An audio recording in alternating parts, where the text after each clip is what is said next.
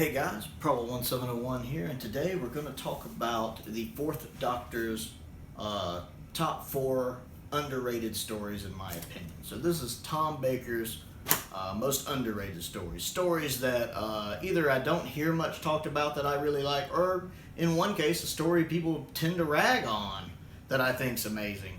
And that I don't quite understand why they don't get the recognition they deserve. I'm not saying that they're Genesis of the Daleks or City of Death levels of classic masterpieces, but I'm still saying that they're really good stories that don't get the credit they deserve. And starting off with the list at number 4 is the Sunmakers. I really like the Sunmakers, and I don't really hear people say bad things about the Sunmakers, but it's kind of one of those stories you just don't ever really hear brought up in conversations a lot.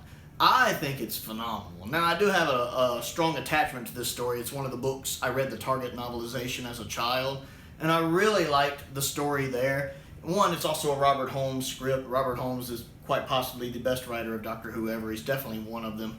And he's firing on all cylinders here. Tom Baker's great in it. You can tell Robert Holmes was very pissed off about his taxman at the time, because this Sunmakers focuses largely on taxes, and it's taken to the extreme. They're on Pluto at the time, where all of the workers have to pay ludicrously, cartoonishly high levels of tax: death tax, overwork tax, sleep tax, overtime tax. So basically not a whole lot different than taxes in America. But it has really good characters. Tom's excellent in it. There's one of the workers who's a strong focus of it. He's really well acted. I really like him. You see him, just the plight he's going through. There's an underground resistance, trying to overthrow the government there. That's really well done. And I like the fact they're very flawed characters as well. You have a couple of the higher ups in the government. One of them is kind of in control of a certain section. The actor who plays him is a little hammy with it, but it's not a bad hammy. It's a good hammy. It's entertaining to watch. And then you have kind of the guy who's over everything right there, the guy who's always talking and typing in text thing. He's really good. I really like him. He comes off as this really slimy, evil little character, which is interesting because spoilers, you do actually find out that in his natural state, he is kind of just a primordial ooze. A liquid, a slimy liquid. But even when he's in his human state, like he is for 99% of the story, he strikes you as this slimy, weaselly little character, which I really think perhaps Robert Holmes was trying to say that all taxmen are slimy, weaselly little characters like that. And I can easily picture my taxman looking like that. So I think it's a great story. Give it a watch and see what you think. Number 3 on my list is Shada. Now that we finally have Shada complete with animation, with the 2017 production, I really love Shada. Now, I don't hear people saying bad things about Shada, but I do hear people say things like, well, it's only held in status because of its unique situation where it didn't get finished. If it had come out like it was supposed to, it'd probably just be a ho-hum or a decent episode. I think Shada is phenomenal. I love it. I don't think it's like City of Death levels of amazing, but I think it's really, really good. It would be in my top 10 Tom Baker stories.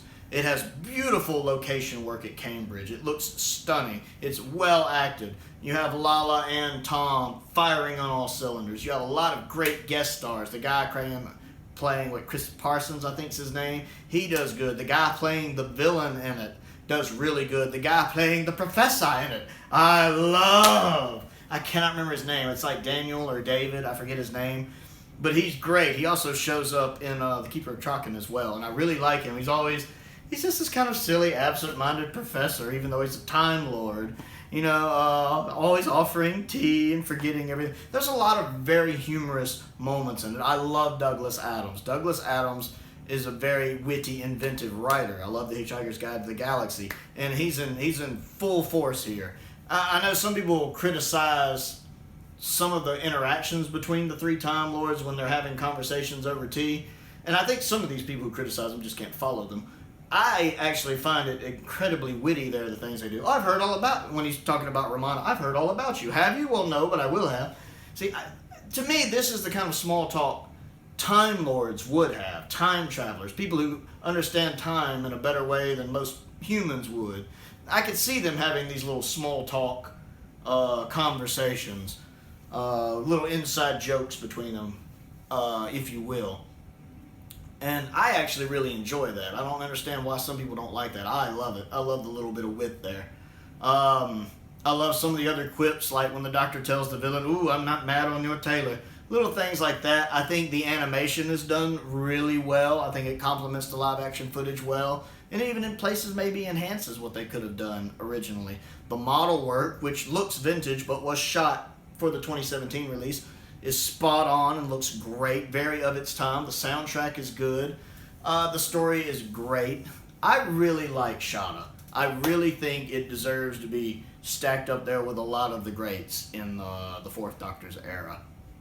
And I don't think it gets the attention it deserves, honestly, and how it's regarded as a story itself. Number 2 on the list is, State of Decay. Number 2 is definitely State of Decay. I love State of Decay. This is easily one of my top 10 Tom Baker stories and would easily be in my top 20 to top 30 favorite Doctor Who stories of all time. State of Decay is a story from Tom Baker's final season, season 18, and it's very out of place for that season because that season is more on science, where State of Decay is more gothic horror. Like, it would fit really well in the Hinchcliffe era. And it is an older script that got dusted off and used, but it's really well done. It's really well cast. I love the guest actors in it. I love the story setting. I love, like, when you find out the truth about the castle that the big three live in. I love, I really don't want to get into spoilers. The final fate of the big three, the special effects used there hold up really well. They're especially impressive for classic Who. What happens to them at the end, very good effects. That I can appreciate even by today's standards. I think looks really good. A couple of the effects are a little lagging. Like, there's one other central villain that's kind of awakening in the episode, and that villain is not realized very well, and the fate of that villain isn't done very well, but the story is good. That is a story that I think the only reason it doesn't get the recognition it deserves is because of the season it's in. If State of Decay had come out in season 13, 14, or maybe even 15, I think it would be much higher, much more highly regarded. I think it's simply the fact that it came out in season 18. If you took it and swapped it for say Android Invasion, which is easily the weakest story in the Tom Baker's first 3 seasons. It's the only story I think in Tom Baker's first 3 seasons that I just don't care for, honestly, is Android Invasion. It's very boring. But if you swap that one out, move it to season 18, and you take State of Decay and move State of Decay into season 13, I think it would be regarded as well as just about any story in that season. It's a really good story. It's Tom Baker still doing good. I know a lot of people think he's not as good in his final season, but I think he's on point just fine in his final season. And I definitely think he's on point really well in this story. It's a really good one. If you haven't seen it, give it a watch and decide for yourself. That's really my thing. I don't want you to take my word for it, but I also don't want you to take other people who say bad things or no things. I don't really hear anything bad about it. I just don't really hear it talked about much, like most of them in this list. And decide for yourself. It's a really good story. Number 1 on the list, though, is one that I hear people talk bad about, and I just think they're wrong. It's so good. Number 1 on my list, the most underrated Tom Baker story of all time, is Revenge of the Cybermen. Let me start off by saying Revenge of the Cybermen is one of the best Cybermen story ever made, period. It is phenomenal, and I am going to tell you why. It beats out almost every single New Who Cybermen story, with the exception of their first appearance, the 2-parter in season 2, Age of Steel, Rise of the Cybermen. That one I'd put higher than Revenge, but I think Revenge beats out all the others. If you look at their stories as a whole, I do think part 1 of the series 2 finale treats them really well, and just like I think World Enough in Time treats the Cybermen really well. But the second parts to those stories kind of craps all over them. I'm really tired of the Cybermen being basically made other people's bitches. The Masters, or that happened a couple times. Or the Daleks just bitch slapping them out of the way. The Cybermen really don't get the respect they deserve in the new series. So Revenge of the Cybermen, though, that's a Cyberman story, and it's a good one. The Cybermen in this one actually seem kind of angry. They seem a bit emotional in places, kind of like they do in Earthshock. And I kind of like these angry, emotional Cybermen. I like the costume design for the Cybermen in this story. I think this might be the only story where we really see that costume in color. I remember it was also in The Invasion and shown briefly in like Carnival of Monsters. But I really, really enjoy this one. The Cybermen, I'm trying to think of how to phrase this. The Cybermen have a clear objective. They want to blow up this planet because it's a threat to them and there's not much of them left. That planet's one of the main reasons they lost their cyber war. And Tom is great in this. Sarah's great. Harry is great. I love the Cybermen themselves. I like the fact the Cyber Leader has a slightly different helmet. It's easier for the audience to tell them apart. And I love just when him and Tom go head to head on stuff. You know, just a bunch of soldiers skulking around the galaxy in a tin can ship or something like that. We are destined to be ruler of the cosmos. Oh, I don't think so somehow. I love that. I love just the fact that Tom's not afraid of them. He'll talk smack right back to them. You know, they have a clear plan. It's a well thought out plan. I like the fact that in the story we also have the inner conflict going on with the people who live on the planet. You know, they're having their own little civil war, which adds to the story. It's pretty good. They really pace this thing out good for what's only a 4-parter, which is one of the reasons it works. It doesn't feel overly long, but it still accomplishes a lot. I like the makeup on the race on the planet because it's mask that only covers like this part of their faces, and so the bottom part's free, so they can really emote. They can show emotions, and the civil war with them is really cool to see what's going on there. I think Revenge of the Cybermen gets a lot of flack just because people on the internet don't like it, and I think there's a lot of people out there who are like, well, these 5 people on the internet say it's horrible, so it must be horrible. And I don't agree with that. I'm one person on the internet telling you it's phenomenal. It's great. I would rather watch Revenge of the Cybermen than The Invasion. Here's why. While The Invasion's a great story, it's too long. I like The Invasion. I own The Invasion. It's a good story, and I love the human villain in it. I can't remember his name from The Invasion. He's a really good one-off villain. And the Cybermen are good in it, but the story goes on too long. The Invasion would have worked better as a 6-parter. I don't like when something feels stretched out like that and it's not done in a good way. It's not paced well, to me. Whereas Revenge of the Cybermen being only 4 parts, it's really tight. It's really nice. The Cybermen have a clear objective. You know what it is. And they're working to get there. They actually feel like a threat. That's what sells it to me as a Cyberman story. They actually feel like a genuine threat.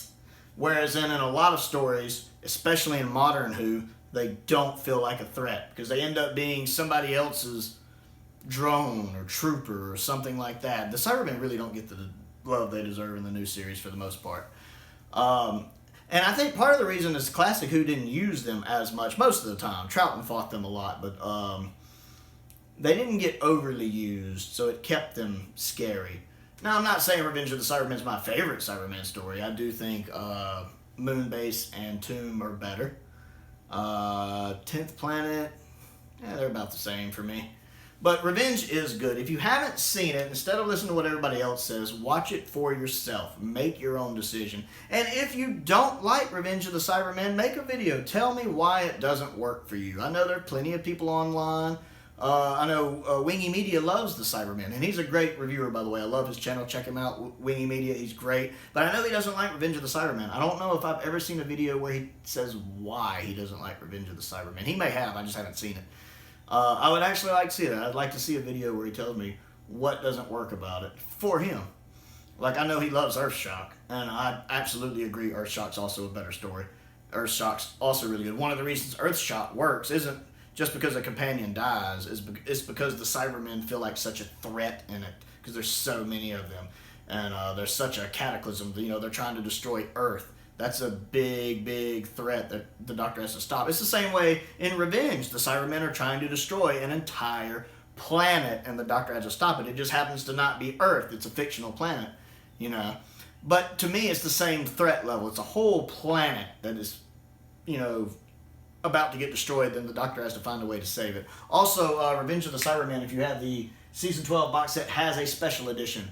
and I do like the enhanced effects. It's just fine with the original effects, but I do like the special effects for it. I think it does add to the story for a bit. So that's my list of top 4 stories that I think are underrated in Tom Baker's era. We have Shada, Sunmakers, State of Decay, and Revenge of the Cybermen, which is phenomenal. These are all great stories, wonderful stories that don't get the attention they deserve. If you haven't seen them, give them a watch. If you haven't seen them in a while, give them a rewatch. Post in the comments what you think. Be like, yeah, you know, you're right. I watched that. I do appreciate it a little more now. Or be like, no, that story was awful. What are you, sniffing glue? You tell me that. Give me your opinion. I love feedback.